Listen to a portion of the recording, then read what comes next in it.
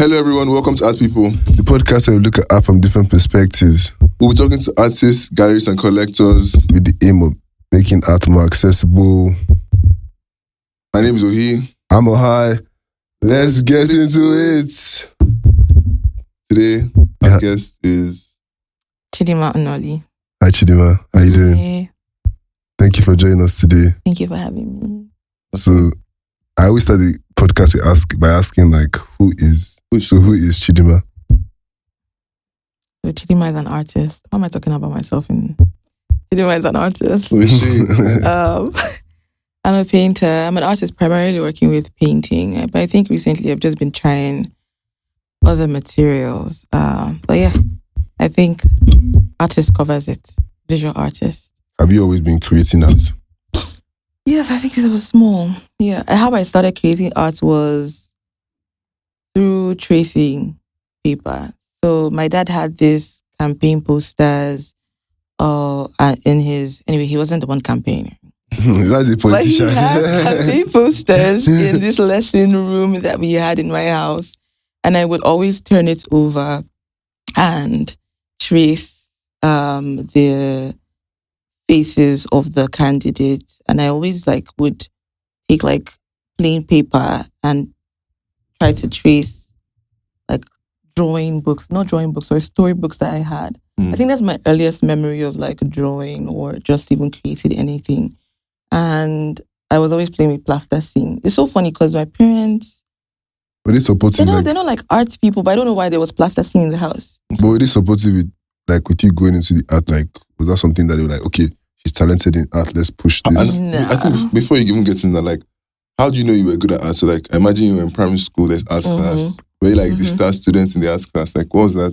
How did that look? Okay, so in primary school, I was always drawing. I think I was that student. I was that student that was always interested in drawing, always interested in just making stuff. Mm-hmm. And I just remember going for one competition when I was in primary school. I think the competition was at Vivian Fowler, and it was with other primary schools. I didn't win anything. I don't know if it was to win anything, if anybody was supposed to win anything, to be honest. But yes, from primary school, everybody knew me as someone who could draw. So people who knew me in primary school see me now. They're not necessarily surprised that I'm an artist now. Okay. But secondary school really changed everything because I had this amazing art teacher, Mr. Durosimi. I had no idea Shout out art to was Mr. Durosimi. Yeah, shout out to Mr. Durosimi. He's so cool. So I had this he was the best art teacher, to be honest. But I had no idea I could actually study arts in school. I could go to the university to study arts. I had no idea that was something anyone could do. Mm-hmm. I thought the university just meant something, meant you had to study something serious Accounting, doctor, and I was in art class. And I remember my dad wanted me to be a lawyer. But I always had this I had no idea what I wanted to be. I just knew I wanted to work with my hands. I just knew I wanted to create something. But I had no idea I could go to the university for it. But my dad wanted me to study law, and I was like, oh my God, if I study law, I'm just going to have somebody's going to kill me. I'm just going to because the idea I had of lawyers at the time was that they used to help settle land disputes. And I would go. Situations. I swear to God. And somebody would kill me. I don't know. And I just had this charge and bail lawyer, and I was like, it doesn't look like this is an interesting thing to do in Nigeria. And I always want to. I get bored easily. I always want to do things that are interesting and things that I find fun. Okay. But to be honest, studying arts in the university was just basically me not knowing what I wanted to do with my life. I had no example of what an artist could be like. Before we move further, Okay. I need to address that because we're talking about the perspective of a young artist, right?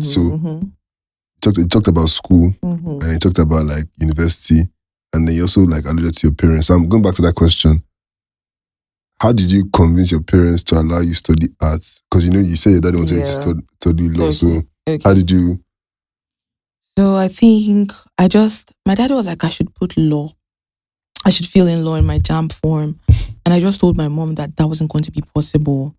Because we were in my mom's shop and my dad was inside because he has an office inside. And my dad told my mom that I had to fill in law. And I just told my mom, please go back inside and tell him that is not going to be possible. And it was so weird. My mommy went inside, told him, and she came out and he was like, he said you can do fine art. Eh? Literally, that was it. I don't know why, but that was it. But it was not that I don't know why he did that. I don't know why he just, but that was it. And that was how I went to study arts in Uniben. Where do you go to? Yeah, University of Benin. So I had this. What year was this? 2014 to 2018. I graduated in 2018, so I got in that, So I had this I had this bright idea to go to University of Benin because I felt like my art teacher had bombarded me with this Benin art, being like this, just the art history of the history of the Benin Kingdom, and I felt like I was just going to have this crazy artistic experience, but Nigerian education is like. So what was it like? Did that you didn't enjoy it, or like you weren't getting what you thought you were? The experience was different from what? Nah, I wasn't getting what I thought I was going to get. But the thing is, I think people who go to Uniben probably like go for the same reason. Yes, study arts in Uniben. Probably go for the same reason that I went there. They're very serious about their practice. And looking forward to that history. Exactly. Yeah. So even if they don't get what they, intended to get from the school, they were good artists who took their practices seriously. So you met amazing people in school and, you just bounced ideas off each other. And that was how... Do you keep in touch with any of them like from that time? Yes. And any of them still practice? Yeah, yes. Tufo Bardi went to University of Benin. Rachel Seidu went to University of Benin. Michael Igwe went to University of Benin. And these are artists that are doing crazy amazing in their practice. Yeah, in their practice. Michael is currently like in Columbia University studying painting. Tufo Bardi just did a solo exhibition at Cool.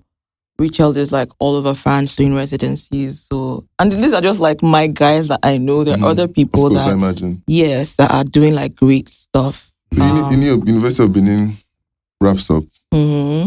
What's next? Do you start like you get a job or do you just dive into art? What happened? You never had to do a 9 to 5 to survive. It was so weird because like when I was in school, like a couple of people would be like, "Oh, you're so serious. You're going to do a 9 to 5." And I'm like, what do you mean? What do you mean I'm going to be 9 to 5? Because I was wearing glasses and I just looked like one nerd.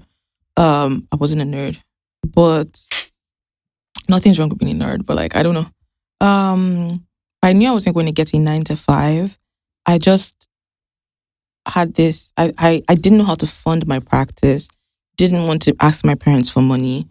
So I told myself I was going to like put out this collection of like tote bags. I was going to hand paint and start a brand and then try to sell it. Then anything I made from that, I would use to fund my practice. But then I did this super amazing project. I'm trying to brag. I'm not trying to brag, but yeah, I'm bragging because at the time, I had no idea it was good. I had no idea how good the project was. I think I had to like step away from the work for 2 months and then I came back and I was like, oh my God. Was this? I think we should try and like record the... Okay, so this is 2018. 2018, I was in my final year at the university. So for your final year, and I think this happens in every art program in Nigeria, you get to do a final project. So if you're in sculpture, you have to make a large scale sculpture. If you're in sculpture department, you have to make a large scale sculpture. If you're in ceramics, you have to make a large scale ceramics. So basically everything, like an accumulation of everything that you had learned, you pour it into the work. Yes, you pour it into the work. You put out a written project, and then you have. So I think for my own project, it was a 7. Everybody had to do like a 7 feet. Like it was 5 by 7 feet large. Like a canvas. Like a canvas. So everybody. So that was how large the work was, and everybody had to do that. I think that's still pretty much the largest painting I've done because that's really huge. Did that stress you out? Like I find that artists get like, I don't want to say stressed out, but doing bigger canvases can stretch you out in terms of like having to feel the... Yeah, but not really. So the thing is, oh God, this will be like me dissing my school. But the thing is, I think this happens in most universities, to be honest, and I'm glad I'm seeing it here, so that maybe if they see it, they will change their ways. We hope you see it too. So the thing is, when you do your painting project, the school has nowhere to keep these projects. Imagine. So if you go back to school 2 years later, because the school has no It's place trash. to keep it, It's you just- probably see it under the rain. Chidinma So Nnoli it painting just- under the rain. Nah, but the thing is, I told myself I was going to make a good enough painting that was going to land in the school gallery. Okay. Because there's a gallery, but it's quite It's only- small and it can't So like... they only take the They take the best best of of the the best. Yes. So I told myself, Did he enter? that shit has to... Did he Did he enter? get- Somebody eventually bought it. Because I went to rant on Twitter. And this was before like anything was happening in my practice. I think I put it on Twitter. That person is lucky. And right? I don't know who has it. Person is lucky. But and the school did not give me any money. They sold it, they didn't give me any money. Can you imagine? But anyway. That's crazy, man. What? No, they don't give you. I think Unilag does this thing where they give you 40%. But nah, unfortunately, Uniben. So I did that project and I told myself it was going to be so good that it would not end up under the rain. But I still didn't know. I think 1 year after, I still didn't know what happened to the project. So I went on Twitter and I was like, hey, this is my project. Please just go to my school and go and buy it. What year was This was 2019. Okay, I wasn't collecting that then. I wrapped it up. No, nobody knew who I was. I did not even know I was going to do anything. Like I knew what I wanted to do with my practice, but I did not know how much I was going to expand and how much So that I was was at going 20. to. 2019, you were still, I was like 21. I was 21. for lack of better words, unknown. Yes. What's the word? What's the I had not even done anything. I don't think at the time I had done anything. Okay, you just come out of school, Yes, so I you're just came out fresh. of school. So I just posted on Twitter. I posted the work on Twitter. I was like, please go and buy it. I'm not go going to and get buy it. any money. Is that tweet still live? It should be there. I don't know. I think I would probably look for it. Yeah. But it should be. And a couple of people were, Twitter people, a couple of people were like, you're lying. Why are you trying to act like you're not going to get anything from the money? I'm like, So what was your aim for them buying if you're not getting any money? I'm like, You didn't just want I to don't walk want to to under the under the rain rain now. because it costs a lot of money. It costs a lot of money to do. Like art materials are expensive. One tube of paint, I think at the time was probably 3K. Now it's like 12K. So it costs a lot of money, and I'm like, this is like a 7-foot painting that will now just destroy it. And like, I just just realized destroy it. like this size and So what that thing might be worth today. Like that's crazy. It's that's why I said the person is crazy. lucky, bro. That person It's is lucky. Man. crazy. How they didn't put it in the rain, no? I don't. No. Like first of all, I think they'll just stack it up somewhere. But Then as the new set comes, they have to move it down. They just have to move it. No, I'm saying the person that bought it, like how did they know who you are now? And they're like, that's their price possession. I don't know. Yeah. So in But case anyways- maybe if they see, they'll be like, hey, I'm the one that got that. Yeah. So that happens, and then what happens? So you come out of university. Mhm. What happens next? How are you pushing the practice? Okay, so I got out of uni. Again, I told you that I was trying to sell tote bags, Yeah. pleated tote bags, Put but the that brand didn't or something. happen Mhm. because Thank God. I did, but it was to fund my practice. It wasn't like that was what I wanted That was to the do. deal, yeah. That wasn't the goal. It was just to Mhm. fund because I needed money, Mhm. right? But I didn't end up doing that at all because somebody came to this the studio to school to buy. I think the person was in Benin. I wanted to buy watercolors. That person was like, "Hey, go to fine art department, Uniben fine arts department. Somebody probably makes watercolors there for you to get." So she went to the department trying to look for an artist who sells watercolors, and then she saw my project and commissioned me to make 2 paintings for her. Mhm. I think at the time it was 80K per piece, but that was money. I had never sold anything. What do you mean I've never sold anything? I had just never sold anything, period. I guess that was a big deal for you. Yeah, that was a then, big sure. deal for me. I don't blow me. Damn. So I got the money. So I think it was 2 paintings, but she paid 4. She made a down payment Are you in for contact with one. that person today? Not really. I don't know, not really, to be honest. But you know who they are. Like, you remember? Yes, I know who they are. So she made a down payment of 50K for that one piece. And then I went back home and then I bought Can I make a down payment of 50K? Huh? Can I make a down payment of 50K? You can, but you pay like 50K maybe like for $1. 10 years. Hey, So maybe anyway, so she made a down payment of 50K and then I went back home. I got colors. I got so many colors because again, the tote bag idea was just for me to be able to fund On the career, the practice. So now that somebody has given me this much money, I just use it to buy colors, use it to buy stretchers, use it to buy materials. And I made her piece. She paid me for the remaining 2. I just kept making small pieces, posting on Twitter. At the time, Twitter was still sane. So I just kept posting there. And a couple of people would buy like small pieces, 20K, 40K. But again, I wasn't even pricing because I wanted to make money or because I knew the value of my work. At the time, Just money to get my by. aim was I was living with my parents. So I really didn't have to pay for anything. I didn't have to pay for food, electricity, nothing. I just needed to paint. So the only thing I needed money for was to fund my practice. So do you think that social media is a good tool to like publicize yourself for like a young artist, right? They come out of school, they don't necessarily have publicity or they don't know how to go about it before you get to that stage where you meet people who can help you. Is social media a tool to push your career? I mean, that's what I use. That's really all I use. Till now? Even till now. Till now. I feel like I've gotten to the point, a place in my practice where I think I don't really think about publicity much, but I try to think about like my network. Not network of people that would give me opportunities, but I really like being an artist, and I like having an artist community around me. And I find that putting yourself in certain like strategic, maybe not strategic situations gets you things. So going for residencies and having a community of artists, not just in Nigeria, is something that I'm trying to do.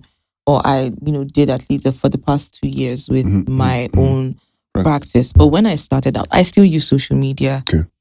I still use social media a lot. And even when I started, I was using social media like crazy. To push yourself, right?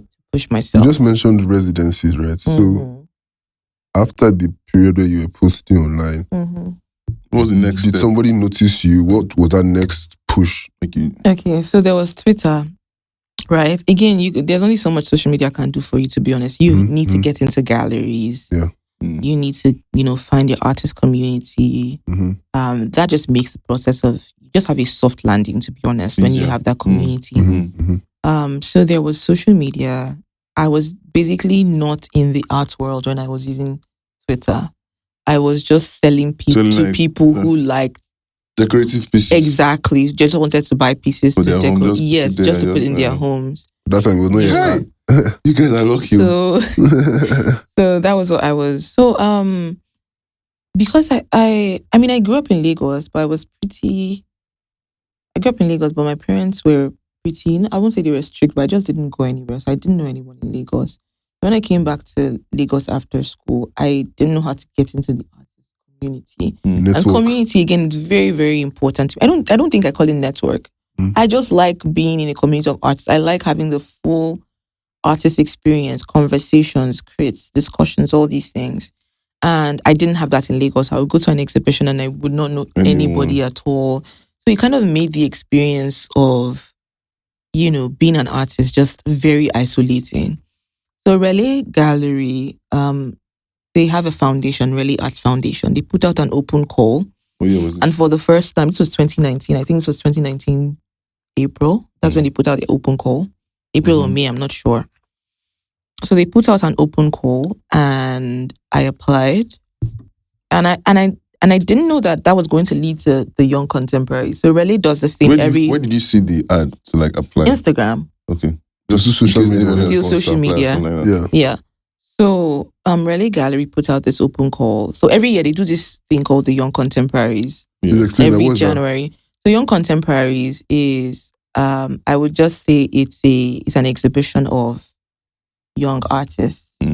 Every year they like I think upcoming, it's like the next like an incubator. I don't say next big thing, but like not the next big thing. But like watch out for these guys. Exactly. These guys are the guys to watch. So it's like they put out this so every I think first week or second week of January they have like a new cohort of artists that they have that they have like mentored for the past 6 months. They've introduced to a couple of artists, just giving materials to help elevate their work. And then the Young Contemporaries exhibition is just them showing the work that they've done for the past 6 months and how they've been able to build these artists for the past 6 months.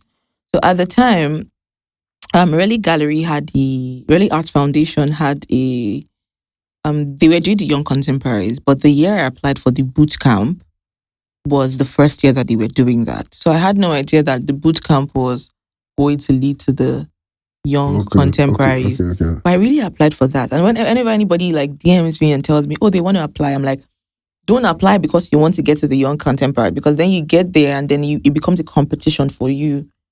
Apply because you need what you're going to learn there. Yeah. The experience is going to be very important. So is it every artist that applies that gets to the second second stage? Or just... So there's the application and then you go to Ekiti. So they have an art residency in Ekiti.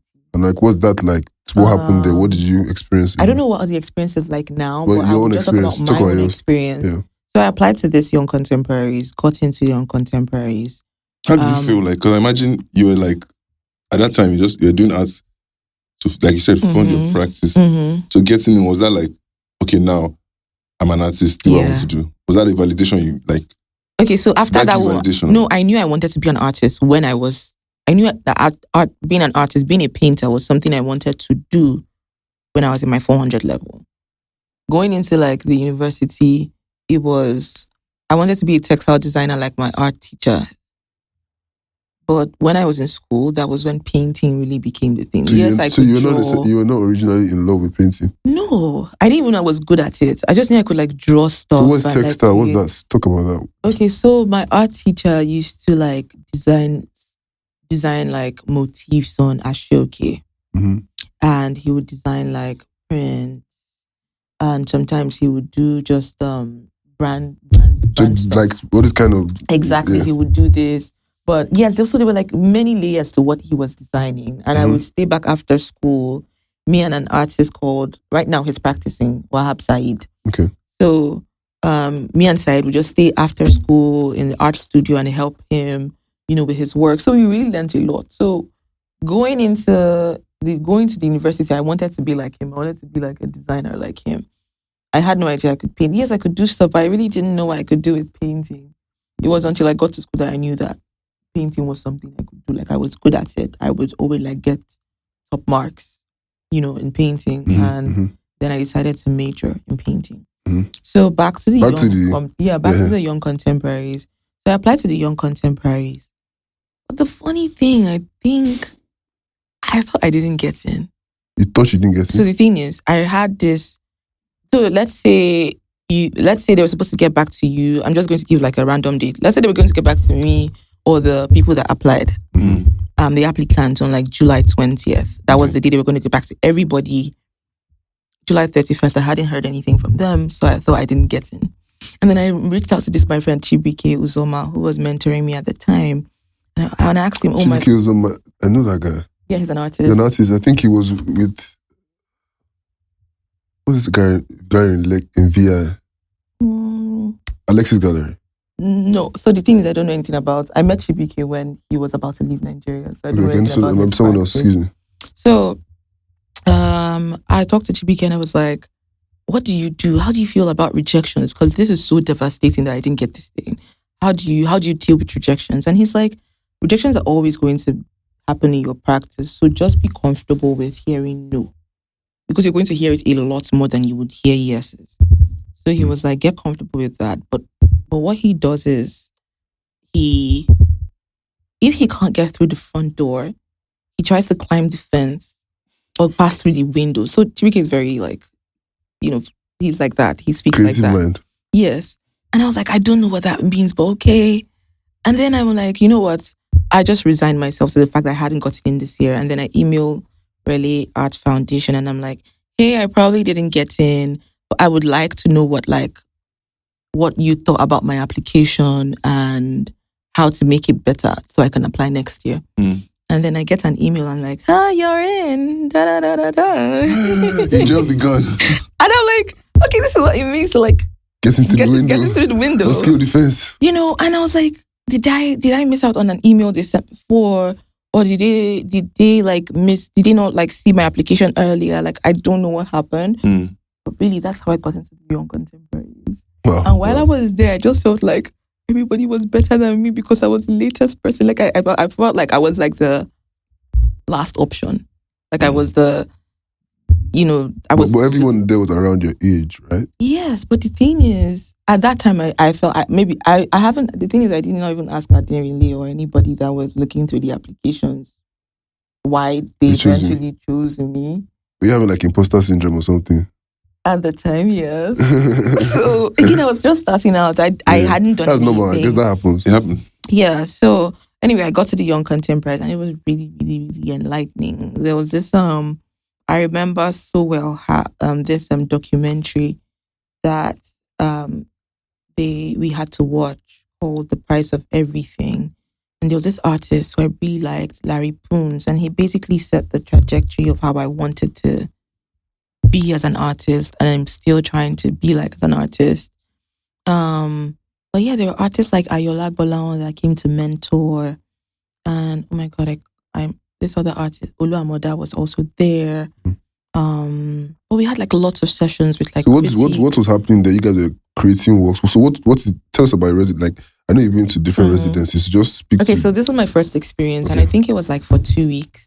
It was for like 2 weeks. First of all, I applied because I wanted to be in community of artists. I had no idea I was going to, You're very big on community. I'm very big on community, to be honest. I want the full artist experience and not just the sell, business. That's thing. important too. It's important. No, it's important because it's important to me because I need it to fund my practice. But then this other side is also important as well. Yes. So, I got into the residency. I think it was 25 people.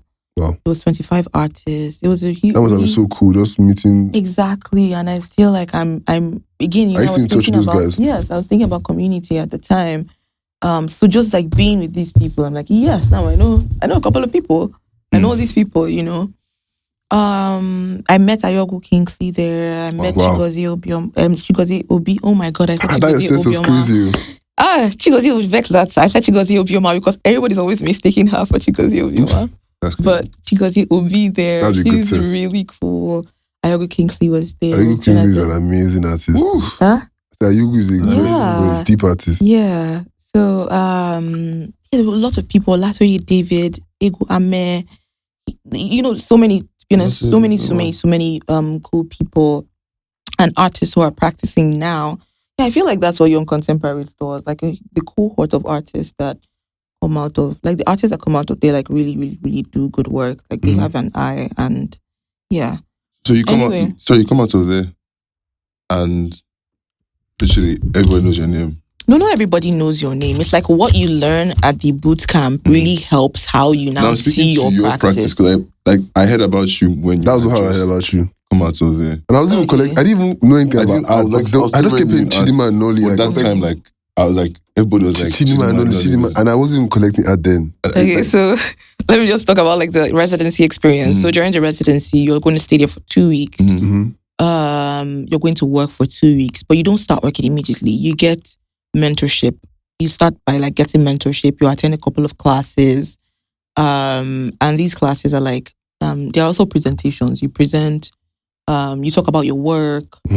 Then artists that they invite as mentors, help you think through how the work can evolve, or like even the language, or just try to just language, to help you talk about your work and how you can expand it. So basically what you now do for the remaining part of the residency is use what you've learned. Or like what you've, or everything that you've gotten, and then you create work. Then, and that was very important to me because at the time I didn't know that from there you would go to the Young Contemporaries. You would go to you do the exhibition, the Young Contemporaries exhibition. So from there, I think I was just choosing. So not the 25 make it to that. No. Oh, okay, but it's very important to get to the 25. I don't think it takes very important to get to the 25 because even if I didn't get to the, you still learn. There's the idea of community that you wanted. Yeah, and again, what they give you there is very important too. Like a base for your career, exactly. For your practice. Yeah, and even how you now think about your work, how critically you think about your work, because these are things that would help the work, and then everything else would follow. The work has to be good first of all. So I did the Young Contemporaries, and the rest is history, I guess. So after that, there's now a basis. So now you have community, you have some structure. I'm sure you learn some aspect of business. So what are the next steps in terms of pushing the career forward? Okay, so the thing is, I don't think anybody should ask me about business because I pretty much got signed by Belly Gallery after the Young Contemporary. So they handled my practice from the start. Because that's also still important. So, you know, a lot of artists will be wondering, like, so you think about it like this, some artists are good at the creative side and they have no idea about the business side. Some artists might have an idea of the business side, maybe the artist is not the greatest, but you had good art and then you now had good management. So how did that help the career or the practice? Because I imagine at that time, just almost overnight, your work just becomes almost an asset. Like, how did that feel? Like, one day you're selling work on Twitter, 40K. I don't know that. I'm just showing the number. Right? Let's just say 50K. And next thing I hear your work is X $1,000. Like, like, how do you stay like humble? Like, how do you still practice? How do you still like how are you still hungry? Because at that point, you're no more trying to fund your practice. It's a business. Like, how are you able to still? Because I don't see it as a business. Okay. Like, I'm trying to fund my practice because I'm not trying to make money with my practice. Like, making money is just the ripple effect of what happens when you make work that feels important to you. Right? So, how do I put this? Can you repeat what you said? I just want to now say how are you still hungry? Because at that point you've almost okay. So money is not the hunger is not money. The hunger is not money. The hunger is like in pursuit of what you can do making with deeper and greater work. Yeah. Like what you can do with with paint, what you can do with the narrative, how further you can push, how more you can expand. It's like asking Rema, like, why is he still making music? Like, I mean, he could have kept making things that felt like calm down. Music that felt like calm down past 6. You know, like he could have just kept doing that and kept doing that. And then he came with He Is. And just a different like that, I get it's like there is just a hunger. As you go deeper, you want keep to push pushing that, and you keep pushing and you keep pushing. And then money is not the basis anymore. Because to be honest, if money is the basis, you're just going to be following what's trendy. Like you're just going to you're going to be here and then you're going to move to the next thing that's trendy and next thing that's trendy and next thing that's trendy. You're like never going to be you're never going to be able to sit with yourself and think about like what you really want to do as an artist. How do you want to add to the conversation that is painting? Because that is what is important. Of course. To be honest, not the magazines that write about you, not the glory, not anything. The work is what's important. It's the work that is going to live on after you're gone. It's the work that is going to be here. It's the work that's going to be in museums. It's the work that's going to be in art history. And I think when I talk to us, I'm like, how are you contributing to art history? Because right now, this conversation, the internet never forgets. So the conversation is still going to be on the internet. Hopefully, like we've not been eaten up by like aliens or something like the next 100 years. Do you believe in aliens? I don't know. I don't know. I feel like something. I feel like it would evolve to the point where like we'll just be made up of microplastics or something. Like before we get to that point. Even when we eventually evolve to like that, I feel like the art is going to be there. This conversation is going to be there. And it will outlive how much you sold the work for. So just the art is what is important to me. The art community, that's what is important to me. And I think the conversation that surrounds art within Nigeria is too much about the money and less about like institutions, how we can make artists comfortable, how we can, provide for artists, how can we make the experience of being an artist better, but not just even the experience of being an artist, but how can we make the work what can we do for artists to make sure that they keep evolving, the work keeps, because of the internet, we're like now on this global stage, we're on like we're literally in community and in conversation with artists who have institutions backing them. And I don't mean like MoMA is showing your work. I mean like institution backing artists at the grassroots, down from like when they're in like secondary school, to like universities, to like programs that help artists at the very foundation of their practice. Right now, I think it's really, there are people probably doing that Borelli was really the first person that I saw really thinking about that for artists. Okay. And I remember when she opened the R2 space, there's another residency. Sorry, what's the R2 space, So please? the And R2 where is it space located? is at Relay Gallery. So there's the gallery and there's the corner. Okay, Is that the new, like the one? Yes. in Ikoyi? Yes, in Ikoyi. That thing on the side. Yes, Uh-huh. yes. So it's called the R2 space, and I think it's for more established artists. But when she was opening it, I think there's this room, there's this corner of the gallery where you see all the names of the artists of every year, the artists that have done like the young contemporaries since, I think the young contemporaries have started maybe 2012 or 20, I think maybe 2015. So since I think, I'm Like not sure. more than 10 years though. Yes. About 10 So years. let's say like since 2015, artists that have like done the young contemporaries since then, all their names on the wall. Mm-hmm. And Logo was talking about how, I think he was giving a speech and he was talking about that is history. You know, that is history. When you think about all these artists and what they're doing with their practice right now, it was possible because of this space. Maybe they would have figured out how to handle their practice eventually. But this space was a stepping stone for sure. Yeah, that was what did that, you know. And then that needs to exist in different pockets of like the country for artists to be able to thrive, to be honest. So you definitely feel like some tools that artists need to push their career. One, the internet. Two, residency sort of program. Creative hubs that help encourage that exactly. Encourage that practice. And community. You said yes. Community is very important. Community is very important. It gives you. Now I want to push the conversation into something I think you don't like talking about, but it's necessary, which is money. Artists, there are two kinds of artists. I mean, from the kind of artists I've interacted with, artists that care a lot about money and artists that don't necessarily care a lot about money. I feel like you're one that doesn't, I won't say you don't care about the money, but you realize what the money is for, just a tool to further the craft and honestly make your life better. How do you balance your creativity and the need for money? Because even though you want to say you're a creative person and you're deepening, the money is important, let's not lie. Yeah. So how do you balance that line? How do you? To be honest, I think I don't think I can answer that question. And the reason is because I feel like I was very privileged from the start of my practice. That's not something I've necessarily had to struggle with or chase. So I think there are times where I know that artists make certain compromises because of the financial money. condition. Yeah. And then I understand that and I respect that. But I know you're aware. Yes, I know. To speak to that young artist who, for instance, doesn't have the luck of getting to relay and their career takes off.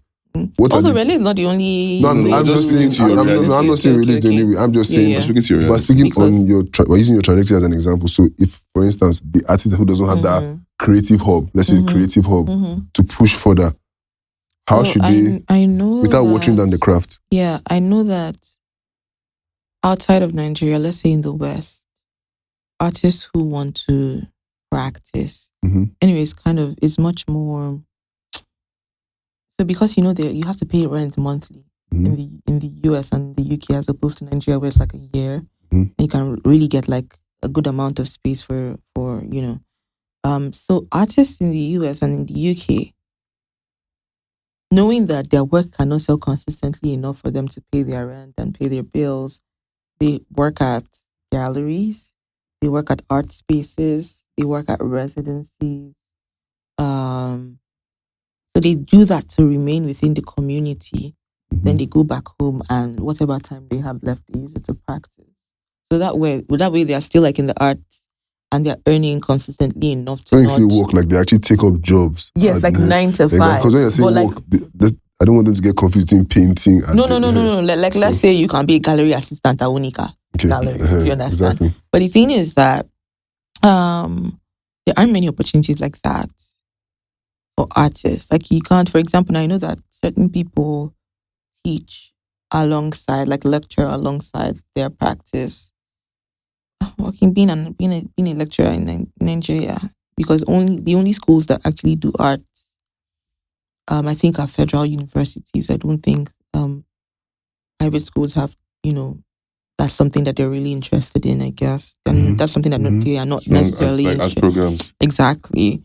It's still very much federal universities. And the politics that just go into teaching in that type of, environment. Of course. Even them being underpaid, like even salaries being delayed that leads to strike.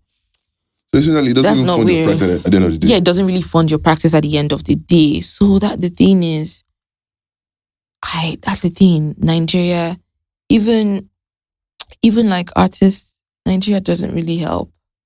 I'm not even going to lie. So like in that, that's why I can't answer that question. That's why I can't answer that question, because all these spaces, because even artists who can't afford certain things, there are grants that help them pay for rent. There are grants abroad that help them cover like studio, and there are grants that just help them fund their lives. If they are sick, there are grants that, oh my God, there's this grant, there's this foundation that helps artists with healthcare. In Nigeria. And I wish I remembered their name. Like a lot of my friends have benefited from that. And they really, Christ, I don't know how I'm going to get their handle now, but they're like a foundation that funds healthcare. For artists. Even like mental health. I feel like my friend benefited from one of their mental health programs. Yes. I wish I remembered them. So I know that there are people who are really trying their best to provide these things for artists in Nigeria, but there aren't enough of them that exist for artists to be able to really, really rest. But what's a good place to start in terms of looking for grants? You have to. There are many limitations. There are not many. When I say there are many limitations, I mean that, let's say, those grants don't exist in Nigeria. This health insurance thing for artists right now is, I think you can access that easily, I think. But in terms of grants for Nigerian artists, you have to look outside of Nigeria, and there are a lot of grants that will fund you, but then you need to, you should have gotten to a certain place in your practice. Let them know, like you need to show proof that basically you're a serious artist. And there aren't artists who need those opportunities, at least in Nigeria, wouldn't have gotten to that stage where they can show enough, proof. Either there's that, or the grant is like restricted to artists that are indigenous to that country or that, town or like that city or whatever. But for Nigerians, especially Nigerian artists, and it's just so competitive, because then there are artists all over the world who need money. People in that jurisdiction are also looking for those same grants. So why would they come and pick? And now Nigerian artists don't even have like an opportunity to. You're even competing with artists who have good documentation of their work, like good pictures. Like even if they've not shown in like a big gallery or a gallery or anything, they've done like residencies or small community things here and there to fill up their CV. Yeah, that really doesn't exist, in Nigeria. So that's why I'm like, community is important, because it really helps you when you're not like within the gallery, when you've not, you're not within a gallery, structure or whatever. But you have Nigerian artists coming out of school and trying to get into galleries immediately. And I'm like, there's so many steps. I didn't take those steps, but there's so many things that should help you have a soft landing. So you don't necessarily think that people who are lucky, like me, that's the standard. That's the standard. Like, it's probably the exception. Is there anything like an independent artist? In what way? So you know how like, because independent artists just being like, you're not represented by a gallery. Yeah, is that a thing? Yes, no. Many artists are not. No, I'm saying in terms of like established artists. I think I'm not represented by a gallery. That's good, because I was actually going to bring it back to you now, and like you talked about your stepping stone. So like that's actually perfect. So where are you in your career right now? I'm trying to go to school right now. Why do you need to go to school? You're already Chidinma Nnoli. Come on. So the thing is now, because so people think, again, back to me talking about painting and trying to expand painting and what painting means and how I can even. I'm thinking about how to push. What is painting? That's what I'm thinking about now. What is painting? how can painting, serve a purpose, and what it is, what is it beyond the essence of the medium itself? Because we're in contemporary times and everybody's having a conversation about like what painting is. Is it just putting color on canvas? What else can painting be?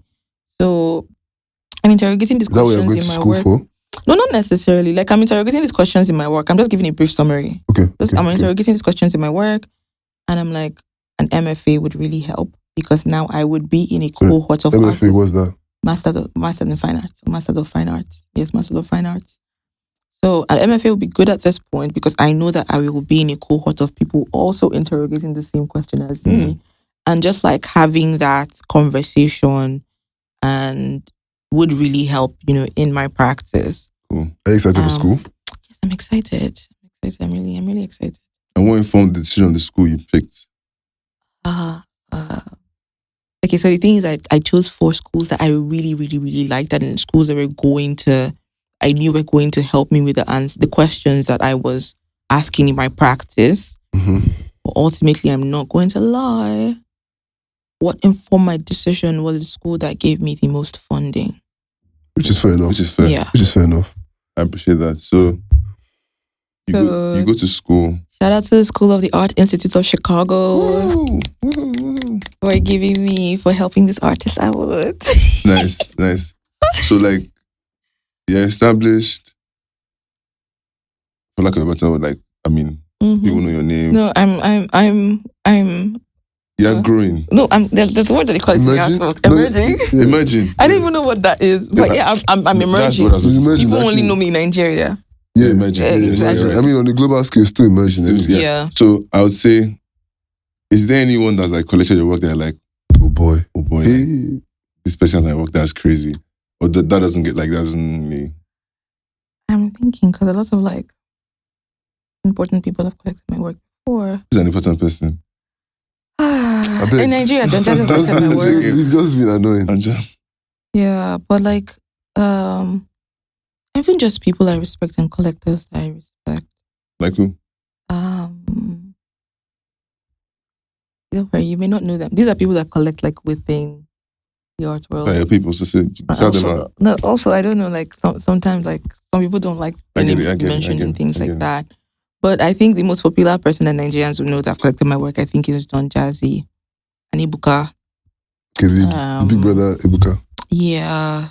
Wow. How was that? Did they buy the work from you directly? No, from Early. Oh wow. From Early Gallery. Wow. Yeah. Interesting. But how does it feel like knowing that your work is like out there and people are willing to pay whatever they're paying for it? Like, sometimes it feels wild, I'm not gonna lie. I'm like, yeah, like, this people are dumb, man. What are you looking at? What are you seeing in this thing? Not dumb, but like... No, I know, like, I know what they're seeing because I painted it. But like, yeah, it's really, like, it feels surreal sometimes because I'm like, you see the importance in what I'm doing. You see what this means to me. And for you to, like, pay to have that, yeah. It's very special to me. It's very special to me because I think I talk to artists and they have like really horrible experiences with like certain spaces or like certain, people who collect their work, and it really hurts them because you were literally collecting like a piece of my soul. Like I'm not just making image, like I'm not just painting a scene or like painting somebody's picture or like something from your mind. It's part of you. Like it's part of me. Like it's an emotional. Not even just, like I finish a painting and I look at it and I'm like, I don't know how I got here, but it feels like it's supposed to feel like. It's supposed to, maybe I'm thinking about like mourning. I don't mean like mourning, like daylight mourning, like grief mourning. And I'm like, I want that to be evident. That's the emotion you want to evoke from. And I don't know how I get there, but I get there with color, with composition, all these elements working together. And that's a piece of me. To get to that point, I've done, like, it's a constant, like, contemplation and, like, sitting with the work and looking, a lot of looking. So it's almost like paying for that. It means that you really see what that's, what that is. But I think it gets to a certain point where the work now, it becomes, anyway, let's no, it's okay. Don't worry about it. Okay, but like, so what are you doing to, essentially, like, so let's say, I'll imagine you're at the top of the mountain there's a ladder. You have a ladder. What are you doing to help those guys climb up to where you are? Like young Nigerian artists. Also, please, I'm pretty much still climbing, because no, I imagine, but I'm just saying, don't go and block a blessing. You can always help. No. So, yeah, what are you doing to help other people? Okay, so I was starting this residency called Nchedo. And Nchedo is basically an Igbo word for protection and shelter. Okay. And I think I chose that word because I feel like that's something that Nigerian artists need, that protection, that shelter. So this is a space that you come to and you feel... So is this your residency? Yes. You're announcing your residency on the podcast? Yes. I think this is the first time I'm talking about it publicly. Thank you. So we are starting... Basically, we're doing like a soft launch. Because I'm heading to school next week. So before I go to school, I'm doing this like... Congratulations on school, by the way. Thank you.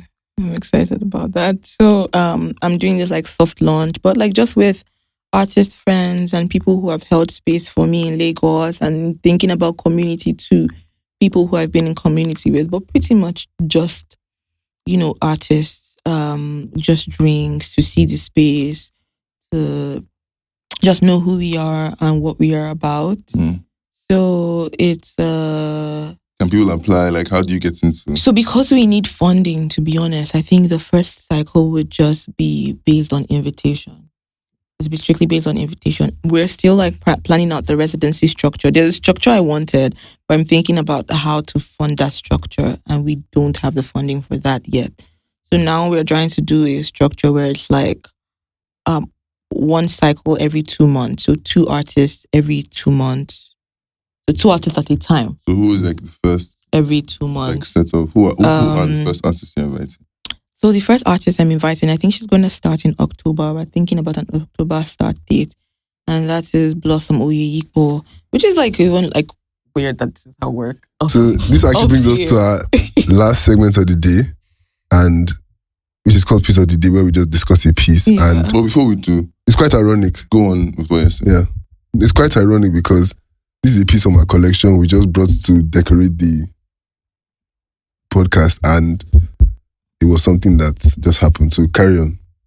So yeah, Blossom Oyeyiko is the artist that we're starting with. She's an amazing artist, and her work feels just very haunting and just very spiritual in a sense, I guess. Her work has evolved past this, because I think she did this work in 2023. 2022 maybe? I can't remember. Right? I can't Yeah, I can't remember. her work has evolved, past this for a long time. And not for a long time, like she still like works with blues. She's going deeper into it. Yeah, she's going deeper into it. She's talking more about spirituality and, the her work has always been very emotional. So I guess she poured that into. So the first artist we connected as well. Yeah. It's like a weird coincidence, but yeah. And so this is such a weird, when you brought out the work, I was like, this is Blossom that's actually doing our residency, the first artist in our residency. So I guess it's fate. So Blossom is amazing, and her work has just evolved into, as much as she talks about her personal experience, it just has evolved into her merging like this concept of the Yoruba Ori in her work and Alice in Wonderland type mixture. So I'm just very curious to see how her work is going to evolve during her time at the residency. So she's our first resident, and I think she's going to be spending 3 months there. Congrats, Blossom, man. Please invite us when she has a showcase. For sure. You can come and see her at the residency. Yeah, definitely. Yes. Can we take pictures and curate the moment and all that? Yeah, but yes, for sure. It's important. It's very important. So I'm just curious to see like how the work is going to evolve during her time there, because this is acrylic, and I think a lot of the work that she will be doing, she will also be working with a lot with pastels recently, and her recent pastel pieces are just... So yeah, I hope I can afford it, sir. You can. Please collect Blossom Oyeyiko. Collect her work, guys. Collect Blossom Oyeyiko. This is great. She's a great artist. Amazing artist. Amazing person as well. Yeah, she is. Chidinma, thank you so much for your time. Thank you for having me. I really enjoyed questions for us for wrap it up. Yeah, good. Yeah, I'm good. Thank you so much. This has been a great podcast. Like, share, subscribe. Peace.